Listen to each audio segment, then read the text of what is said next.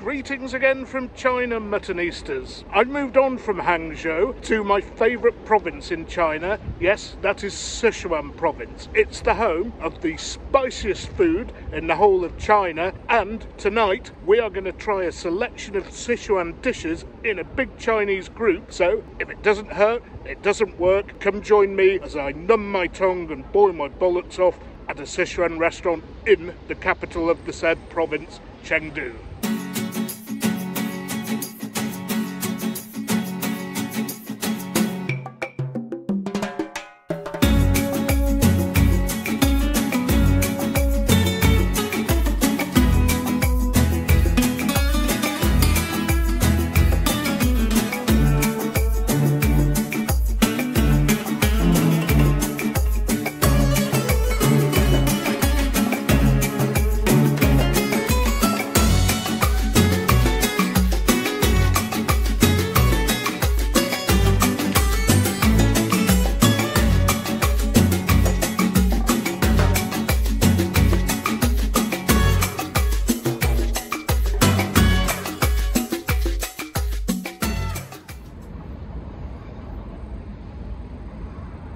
Again, because of my work schedule, I've not been able to take you around many monuments or sites. I hope to do that in a couple of my forthcoming videos. But again, for tonight, it's just going to be the food. But Muttonistas, in a country like China, that should be enough to keep you interested for the whole of the video. Having taken you to shopping malls for some of my previous videos on this trip to China, we're actually in, well, it's not quite a hotel, it's like a Hilton apartment block. And Sun Dream apparently is a well-regarded chain of Sichuan restaurants. Ably assisted by Mr. Fu again, who is joining me again tonight. Am I going to find this one a bit spicy? You won't get surprised for your experience, but most your followers will find it a bit hot. Okay, that's what we want to hear.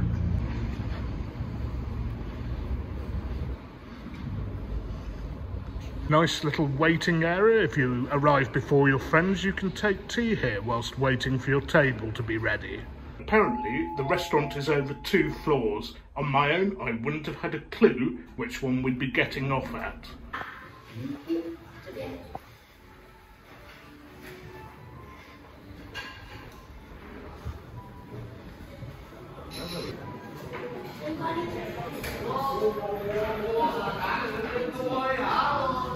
Hello. And as always, we tend to eat in private dining rooms, but this one is absolutely enormous.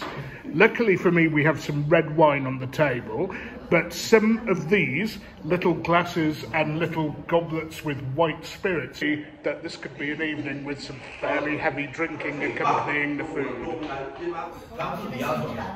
Now, skipping that 56% white spirit, some dishes have already arrived. I think that's fish with green chili and Sichuan peppercorn. That looks like sashimi to me. What is this? Beef. And that looks like some frog in a red angry sauce brimming with peppercorns and chili.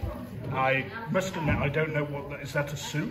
Yes, but it's congee. Congee, so rice porridge. And apparently inside there's sea cucumber, or less politely known as sea slug. I've also been enjoying the tea a lot here in China. We've just had white tea from Yunnan province, and a jolly tasty cup it was as well. However, given that we're having dinner in esteemed company, it would be rude not to take a quick slurp whilst we're at it. Okay, the beef is encrusted in okra. At first I thought it looked like pistachio. Hint of sweetness and a hint of chili about it, of course, over here. Lovely. It's a cold dish, but very tasty. And the beef has the consistency of jerky, or what's that South African stuff called? Now for the salad, which has a lot of similarities to the Thai-style papaya salad. It's got some of the same vegetables, except for not the papaya, but it does have cucumber, onion. It's got quite a kick to it as well, and it's made with salmon.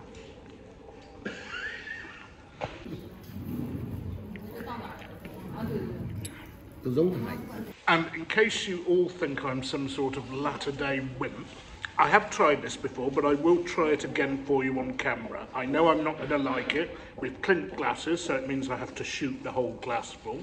Here we go. Oh my goodness, that is rank. Absolutely rank, that is. It's burning a hole in my throat, so I'd better have a glass of water afterwards. 给它烤的打开一个洞，烧了一个洞，和那个取消了，这好办。所以他就得打电话回去重新找合适的。Okay. 然后那个我说， instead of 因为他买的那票都是 carving and hacking away 又 trying to wrap a 又 pancake, 但是他全 this 是公 fine 章 establishment, the waitress does it for you. 对，要不然没法做。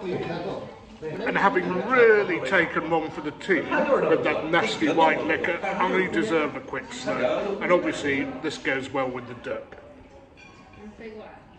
对啊，那个咱们太远了。 Wow, look at that, Muttonistas, look at that. Now, at first I thought this was like the plain steamed fish in soy sauce, but obviously that cannot be in Sichuan province. Instead, we have it coated with green chilies, red chilies, yellow chilies, spring onion, and I don't know what that is. And I am an addict to Chinese fish preparations, and in fact a Sichuan fish junkie, if that sort of phrase actually exists. Mr. Fu tried the duck as well. As a resident of Beijing, how does it compare? It's good, but not as good as what we had the other night. Okay. And that was absolutely gorgeous, and it wasn't overcooked at all.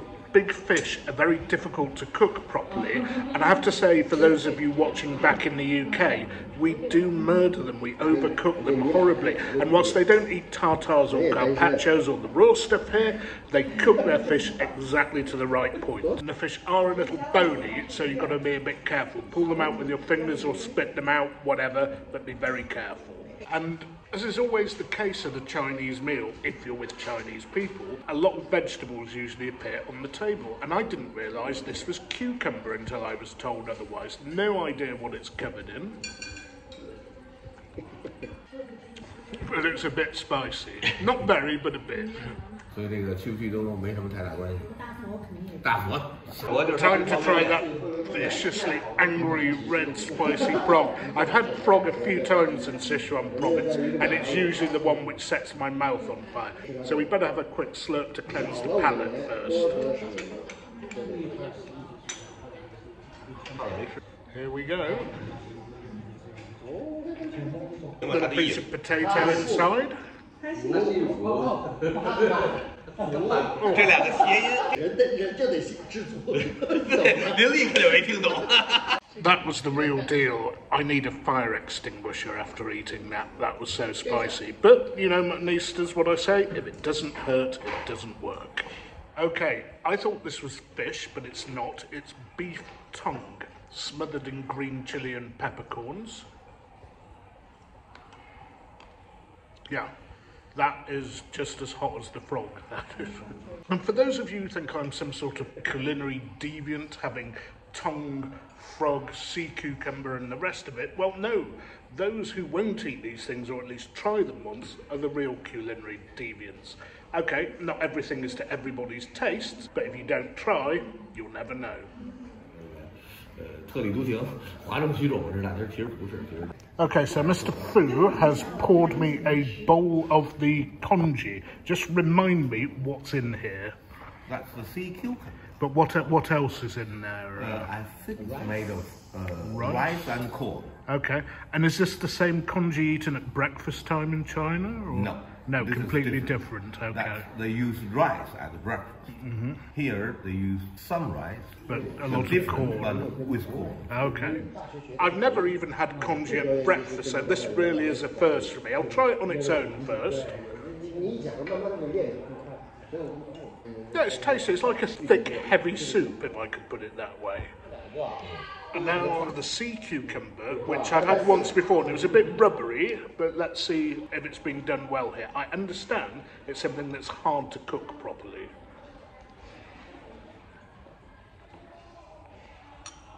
This is a better version, absolutely.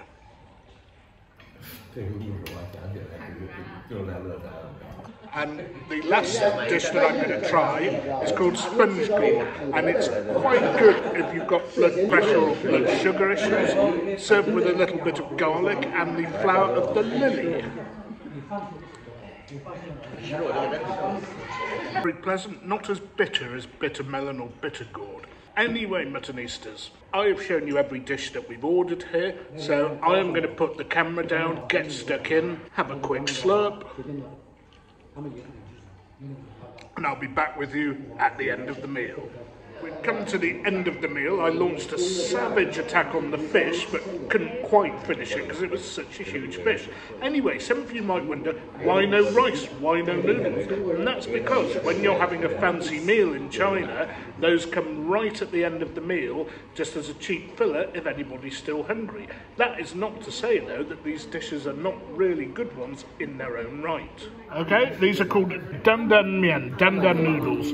Wheat noodles, little veg on top, some spices and a sauce at the bottom. Mr. Fu, why are they called dandan noodles? Because this is the way how they sell it. They walk around street. They have noodles there, vegetable sources here, but they use wood stick, carry them on their shoulder. So this wood on their shoulder called a dan.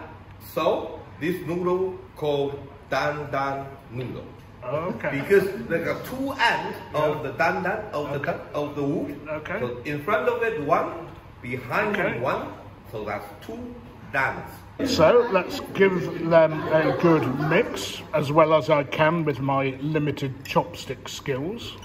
The noodles do have a little bit of pork in, so for those of you who are vegetarians or vegans, I'm afraid this is yet another unsuitable dish for you. You can ask for them without the pork. Whether all the cooking sauces are veggie or not, sorry, no idea. So the next, the shokai, the second one. And like everything at this restaurant, these are good. I've had these a few times before, and these are particularly good and suitably spicy. Not blow your head off, but spicy. 他现在跟他们康盟一队，咱们半决赛是落后28点翻盘的。 Okay, Muttonistas, that's me sated. The table almost cleared of food. Quick slurp. And I will see you all tomorrow for the next part of the vlog. Okay, Muttonistas, woke up with a bit of a sore head today after all that. Time for the second part of this vlog, which involves quite a fancy lunch, or a fancy lunch by local Sichuan standards. Anyway, I had a complaint earlier in the comment section of one of my videos saying, there's too much of my head, not enough background. Well, I'm not trying to make a cinematic production. However, I have invested in some equipment which might make it a little bit easier for me to film from a distance. Now, apart from the wireless microphone that I can use for two, I've invested in a gimbal and a tripod. I'm hoping I can set the camera up about 30 to 50 centimetres away at least.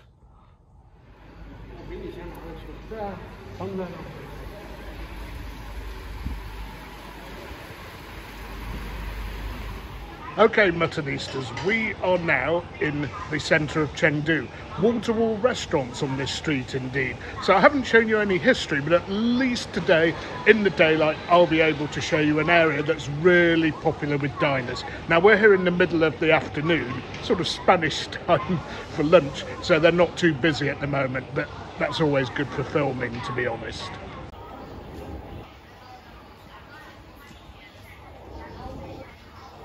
There's some meat hanging up there.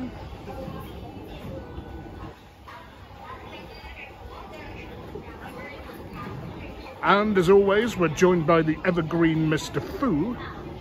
Of course, I don't know what this all means, so I'm going to need a bit of help.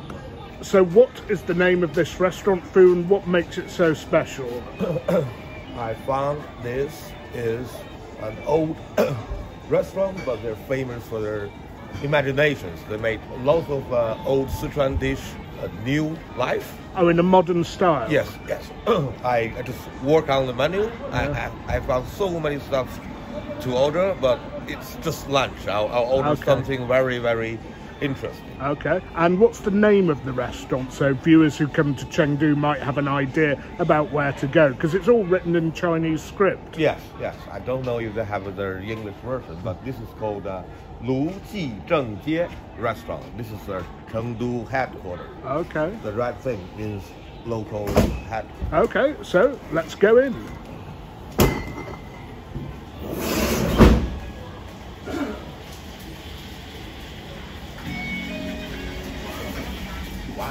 Ah, and look folks, it's got Michelin recognition. Very rare for Chinese restaurants. Anyway, Muttonistas, I'm on the tea after last night's excesses. And I suspect this would actually go quite well with wine, but equally tea is a very good accompaniment to Chinese food. The only thing is I'm going to need some cold water because I expect some of this to be more than a tad spicy. And Mr. Fu will be doing the ordering because even if I wanted to do it myself, I wouldn't be able to read the description of the dishes, although I do know a few of them by their picture. Now, a couple of side dishes were on the table even as we arrived. The nuts are apparently sweet, and I have no idea what's on the right. Apparently it's a fried dough preparation, a Chinese donut. I've no idea what's in the middle. Is there some pork in there or something? No. It's sesame. Sesame, okay. And as always, Muttonistas, it is a case of the more the merrier when it comes to eating Chinese food. We're only 2 today, but if you come here in a big group, so many dishes you can try. And it goes without saying, folks, having described how the more the merrier and the more dishes you can have, Chinese food, virtually all Asian food, is designed to be eaten communally. None of this ordering your own dish. Oh, I'll have the sweet and sour pork with half rice and half chips. None of that here. There are 2 dishes arrived. This is going to be very interesting. Yes. This is made of, you can see, it's tofu, but they call it a chicken. Okay. A sort of false chicken. Yeah, they will ask you to eat it. It's called chicken, but you never see any chicken. Ah, okay. You can taste like chicken. Chicken stock, maybe. Yeah. And what is the red and angry dish in front of us? This is fish. I bet you this is local river fish. Yeah. This is typical in 20 years time. No, I mean before, 20 years before, they invented this spicy fish dish. But they improved it so many times. I itching for try it for the new taste. Right, Muttonistas, let's get stuck in. First of all, the soup.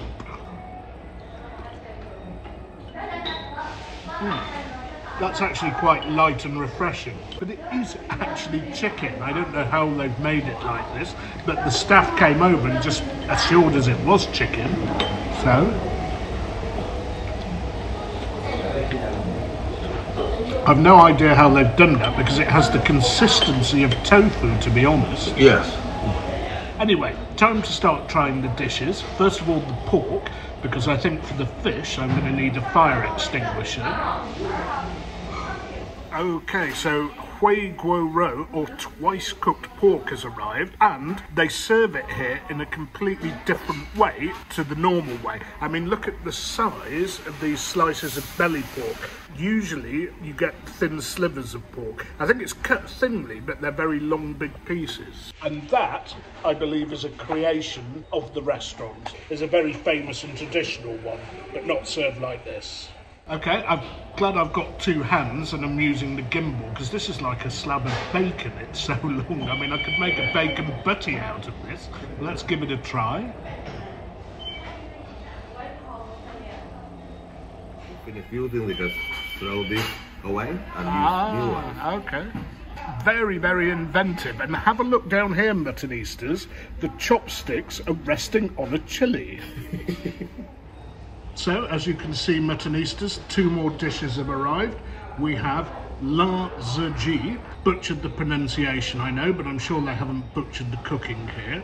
And we have a very interesting egg dish, which I am not at all familiar with. La Ziji is a very famous Sichuan dish that I'm totally familiar with. It's a bit like sort of Sichuan fried chicken.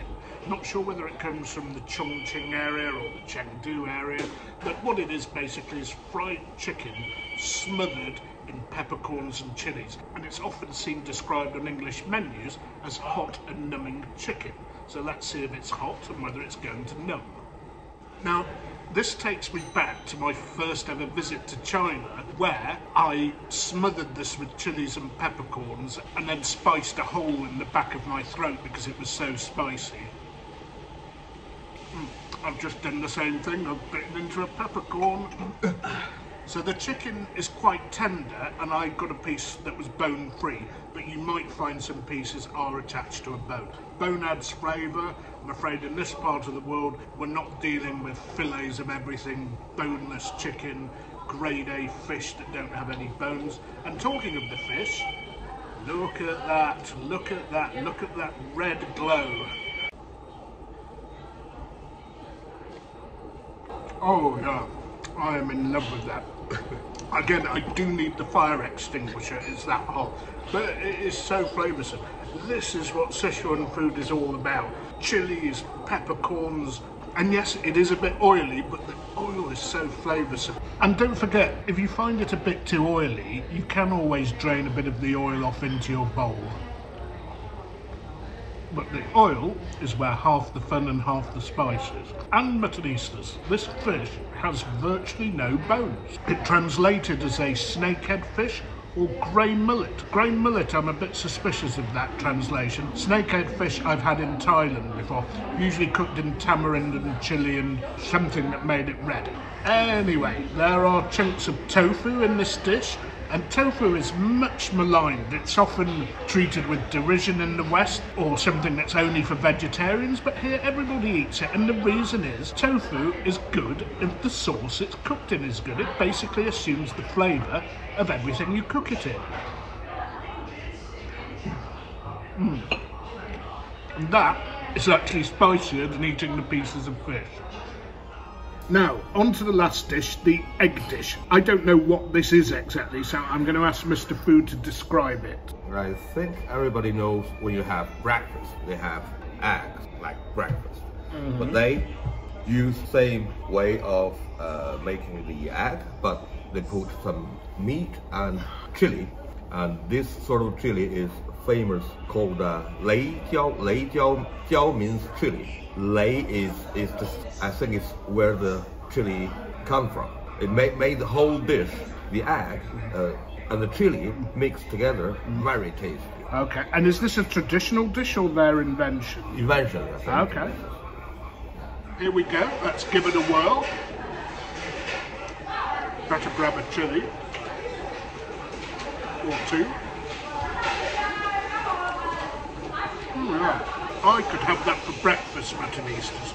Even though there appears to be no obvious meat source in this, I am not sure that it's vegetarian. The egg is cooked more than I would personally like, but it's still damn tasty. I am going to get stuck into this delectable feast. That fish is so good, I'm going to eat as much of it as I can. Either I surrender or the fish surrenders and there's none left. Back with you in a few ticks.